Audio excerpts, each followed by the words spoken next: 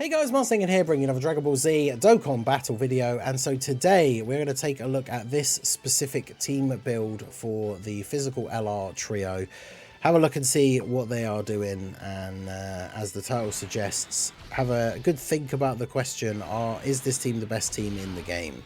So in terms of best teams in the game at the moment, the arguments are up there probably between like the the superhero team, the physical trio. The movie bosses team is really good now, so I feel like you could make an argument for them as well.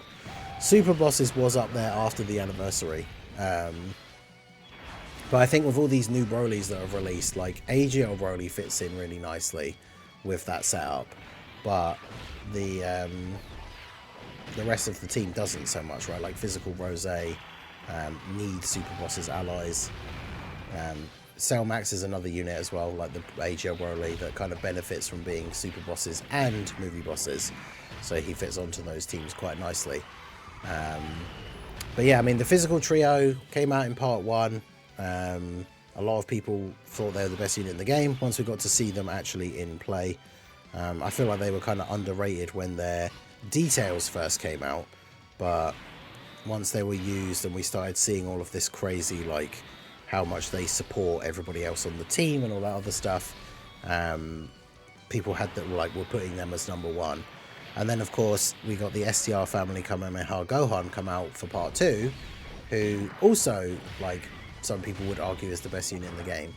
So straight away, a team that you can run both those units on, and the fact that the physical trio makes such a good slot 1 unit, now that's always the good thing. If like a unit that leads a team, I feel like the best like blueprints for them in terms of what they do as units is they either want to be slot 1 tanks that are very reliable, or slot 3 floating support units, right? Because if they're slot 3 floating support units, you get the freedom to kind of build the team however you want, and then you can just have the leaders floating. Or if they're really good, you can keep them on rotation if you want, and you get that kind of freedom.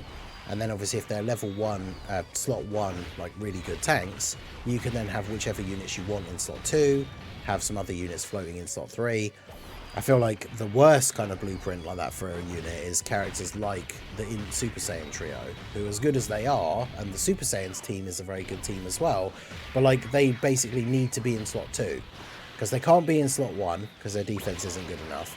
And if you put them in slot 3, all of their super attack effects only last for 3 turns, which means if they're on rotation, if they're in slot 1 or 2, the next time they come back, they still have their buffs from the previous turn. But if you put them in slot 3 and float them off, they come back an extra turn later, and then they've lost all of those buffs from the start of turn. So it doesn't really work. Like, they're obviously just nowhere near as good if you do that. So now the thing is, Goten and Trunks EZA is also a very strong like addition to the team.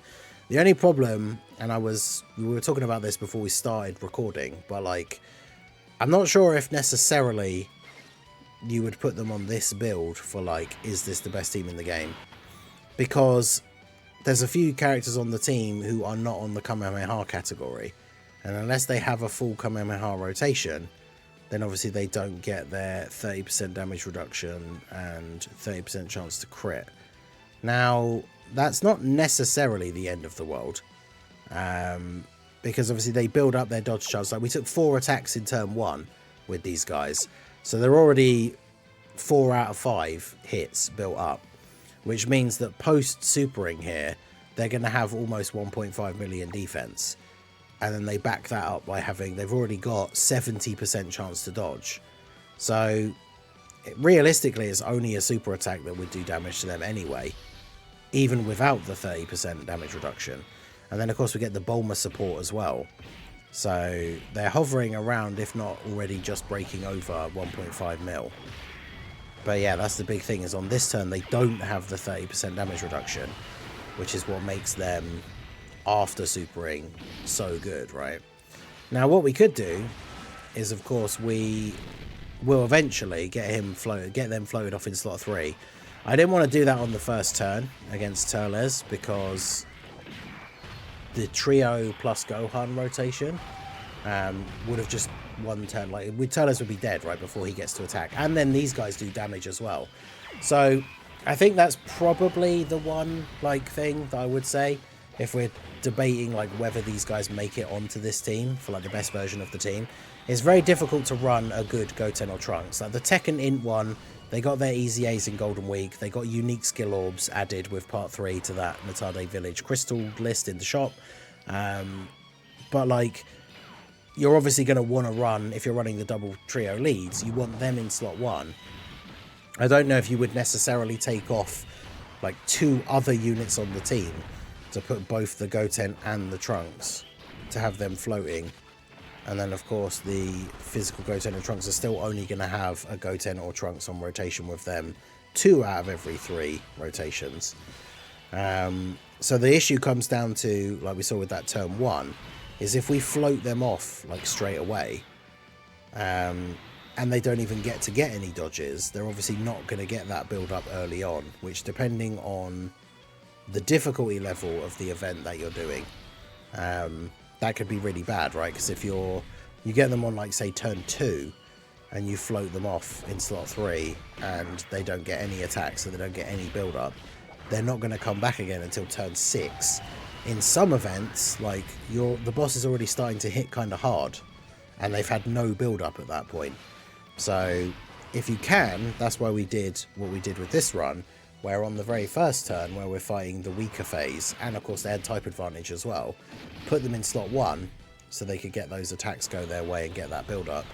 And of course they did immediately get slot 1 supered and not dodge, but fortunately with the type advantage we were okay. But in a more difficult event, like, I mean, it's different because we would have played the rotation differently, but I was going to say, like, against Cell Max, for example, like, he's got type advantage over them, so that would have just been instant death. But obviously it's a different scenario because against Cell Max he's got 1 massive HP bar, so then we'd have had no problem just putting them in slot 3 because he obviously would still be alive by the time they get to attack. So it is very situational based on the event that you're doing, and I feel like that's kind of, you know, when it comes to when we talk about best anything in the game, like with tier lists, whether it's the best unit in the game, the best team in the game, like, part of it is still going to be based on, like, what event are you doing? Because, like I say, there's that same, we could have had that same rotation with the same attack placements and everything, but in this event and versus Cell Max, like, the strategy would be completely different for, like, who you put in which slot and everything, right? So I think what we do is, once we've got them fully built up, which they are now, you can potentially just float them off. Because our other rotation is the trio and the Family Kamehameha Gohan. So when they float into slot 3 on that rotation, then they do have the full Kamehameha rotation. So basically, while they're floating around in slot 3, like, every other appearance, they have that full Kamehameha setup. And again, like, you know, post super on their best turn, we saw they got 600k defense start of this turn. So after supering, they're well over 1.5 mil, which is good for most things. Big supers without that 30% damage reduction, like, they can still take some damage, obviously. But they're also backing it up with 80% chance to dodge. So, unfortunately, you're locked in slot 3, which sucks. Now, the thing is, we have 3 standbys on this team that technically you shouldn't obviously be able to use all at the same time. There is a bug at the moment where apparently some of them you can use at the same time. We can't use Gohan's one here, though, so obviously not his one. But what we'll do is, we don't want to use Gohan's one because he's getting floated off, which means we'd have to use it, like, the next time he comes back. So we'll go ahead and use one of the trio ones, because obviously we have 2 of them. Like, we've got 3 active skills, or standbys I should say, that we can't use at the same time. So we might as well go ahead and get one of them, like, used here. I wonder if some of these OSTs are a lot quieter than the other ones. But yeah, Bojack super attacks him in slot 1. Obviously in slot 1, Invincible Tank. But yeah, obviously with the Goku Miracle Punch like thing, you basically have to use it on the next turn. But yeah, it's difficult to choose, like, in terms of, like, what event to do to showcase the team. Especially because, as we talked about yesterday with some of the runs that we've done, using the new movie bosses support memory and everything, like, the Global is just missing a lot of the really strong events. Damn, he's locked Vegeta in slot 1, that's really annoying. I mean, I guess we just have to transform him, right? Because then he at least has the 70% chance to dodge. But yeah, that's awkward. So we'll do that. Do that. I mean, there's no reason not to do this as well. Get the active skill off of Gohan because it gives him a permanent buff. And he's getting floated off now anyway. Do that. But yeah, he's sealed Gogeta as well, which is annoying.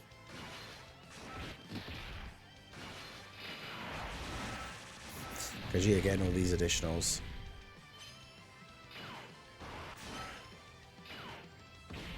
No, yeah, he didn't even super in slot 1 after all that.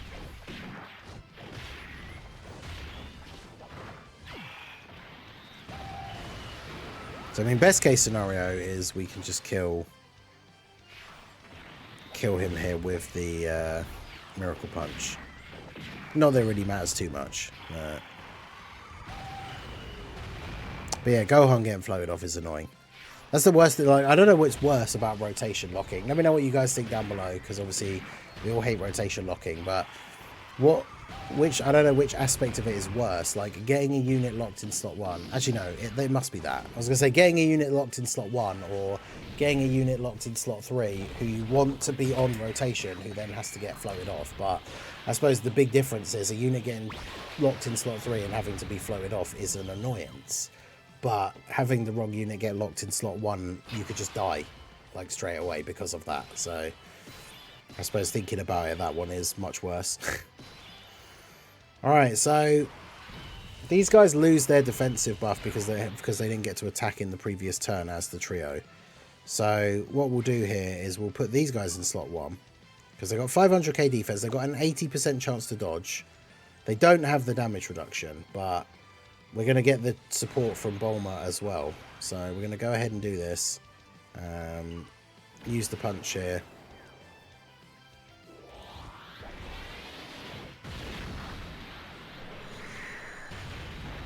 $36 mil, no crit. It's not bad. Is this my one?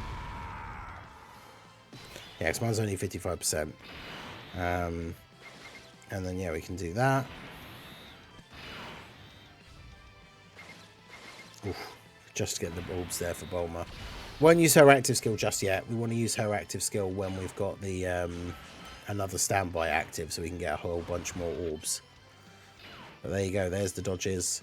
So yeah, these guys, they don't have the damage reduction because we don't have the full Kamehameha rotation, but they have an 80% chance to dodge. So, and then they're still able to do good damage, double, like, almost 25 mil attack stats.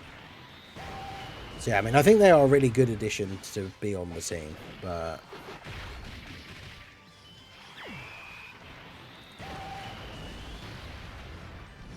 I mean, look at that. I didn't even actually get him into the Fury phase. Like, that doesn't happen that often. Now, the thing here is we probably...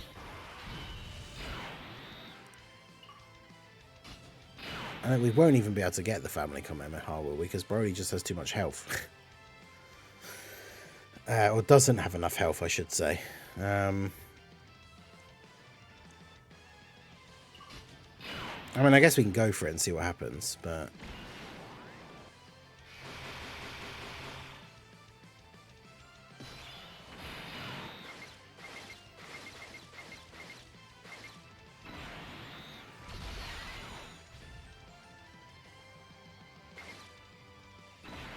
Seven, 6. Use the target ability for Blue Gogeta. Not that it really matters, like everyone on this turn would tank it regardless, but this way we don't have to take any damage. The orbs are a bit terrible for getting the things though. Although if we do that and purposely don't get a rainbow orb, it means he won't get another additional super.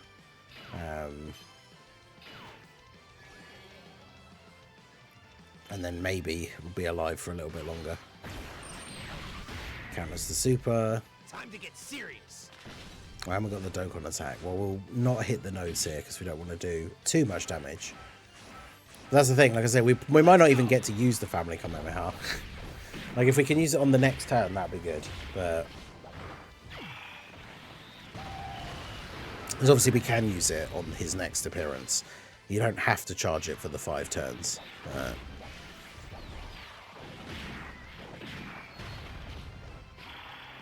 But I mean, we probably will have to if we want to use it.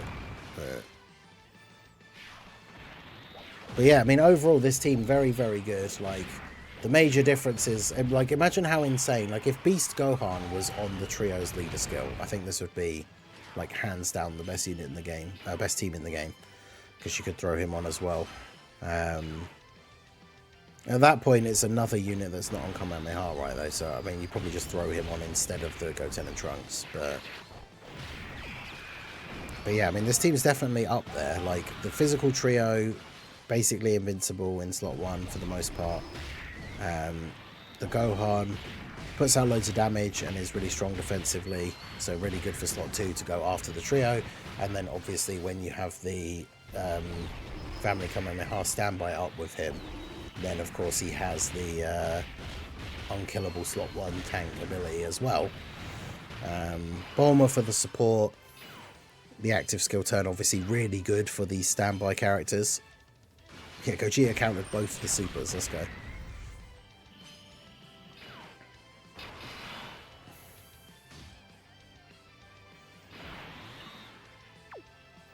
But yeah, it's like, will he even be able to survive like this turn?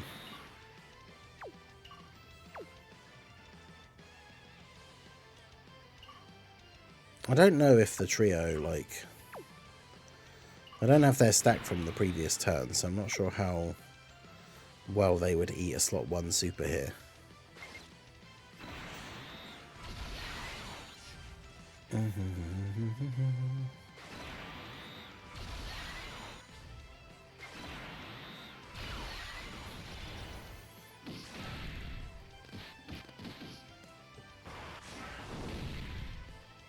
Well, we don't need to worry about it, I guess.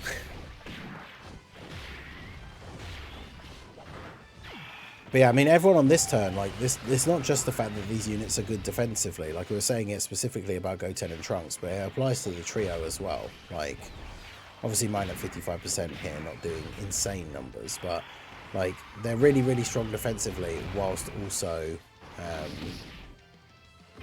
like, doing good damage as well. And that's what you want, right? When a team has so many of these units that are doing both of those things.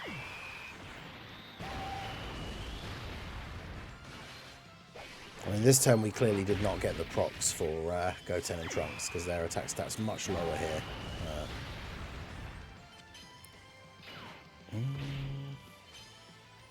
But yeah, this is, you know, they're always going to tank these normals for double digits for the most part from any of these tough bosses. They dodge the super, so that's exactly what we want them to do, right? Like, that's what they're on the team for. So, as long as Future Gohan doesn't go crazy here.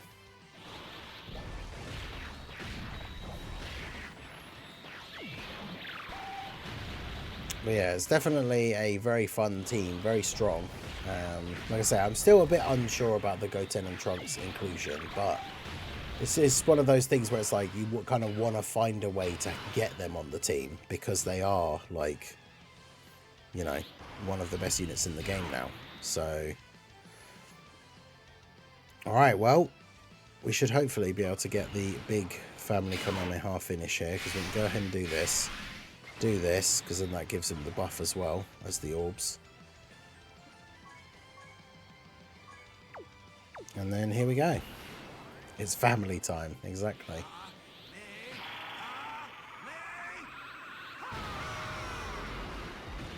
But yeah, definitely a strong team. Definitely a very fun team.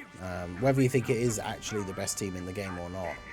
Definitely a very strong team up there in like the top tier. I think it's one of those things where this team would be, if we're doing tiers, you know, of like actual letters, like multiple things in the same tier rather than like a top 10. This team's definitely in the highest tier, regardless of whether you think superhero. Reps of Universe 7 is another one that's up there with like the tech UI, the year 6 Easy A's, like that kind of stuff. But yeah, this team, super, super good. Definitely can make the argument that it is the best team in the game. Very much looking forward to tomorrow. We have the new Blue Zone stages coming out. Hopefully one of those will become the new hardest event in the game. And we can try this team and some of these other top tier team contenders against that event and see how well they go. So yeah, sad OST. Broly got destroyed in his own celebration at the end there, but there you go. So yeah, let me know what you guys think down below. Is this the best team in the game? Do you think there's a better version of the physical trio team, or do you just think another team is better than this one? Let me know your thoughts down below in the comment section. So that is going to be it for the video, guys. This has been the Masked Ningen. Smash that like button, subscribe to the channel if you are new. Check out all the links down below, and I will see you all again soon. Have a good one.